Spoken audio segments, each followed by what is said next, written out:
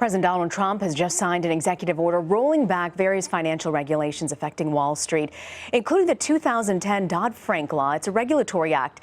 It was meant to protect against another financial disaster, just like the one that unfolded back in 2008. Well, Dani Burger is a markets reporter for Bloomberg. She joins us now. Dani, take us through the actions that we've seen the president sign today. What exactly will they do? So this action has two parts to it. So the first one is what you mentioned. It's directed at the Dodd-Frank Act. Essentially what President Trump has done is said that all further financial regulations are frozen at this moment and wants the Treasury Department to review the Dodd-Frank Act. Remember, this was put in place to kind of help some of the too big to fail banks so we didn't have the same issues we had before. Remember, this is an executive order, so there's only so much he can do with the stroke of a pen.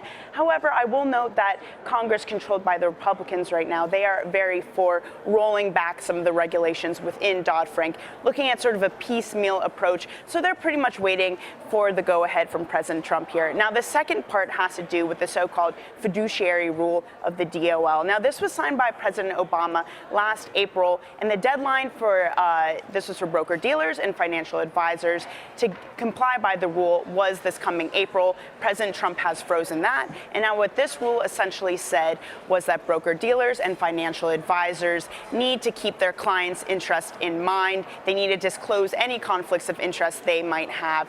And the proponents of this say it's really important for the little guys out there. And people who are opposed to this say all these regulations make it more costly, make it more difficult for people with smaller investments, middle America, in order to obtain financial advice. So if the president and Congress ultimately can roll back Dodd-Frank, what does it mean for the average consumer? For the average consumer, well, especially as fiduciary rule is really what it's going to affect. But I would say that, look, this is taking place, the deadline for it was in April. A lot of broker dealers and a lot of financial advisors that I've spoken to have already started to change their compliance in order to go along with this ruling that was supposed to take in April. So it's really hard to see actually a lot of banks with the Dodd-Frank rule and a lot of financial advisors really all of a sudden going back to how things were pre the financial crisis, because they've already changed all of their structures and they're kind of concerned that it would look like they're operating in their own best interests.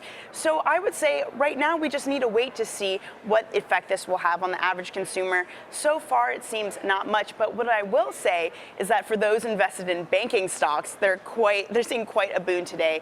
They're up the best that they have been in about two to 3 months, up about 2%. So for those invested in banking stocks, today is good news. All right. I want to ask you, though, about this heavily focused on deregulation. Is this a new concept, or is this something that the president has taken a page from in previous administrations? This is absolutely something from previous administrations. Look, the Obama administration, through a lot of different actions and at some points through help with Congress, pushed through regulations, the Dodd-Frank Act being one of them that we're touching upon heavily here. And Republicans have been waiting for a while. They've been waiting to have not only controlled Congress, but now a president who's willing to go at this with them. Dani Burger with Bloomberg. Thank you, Dani.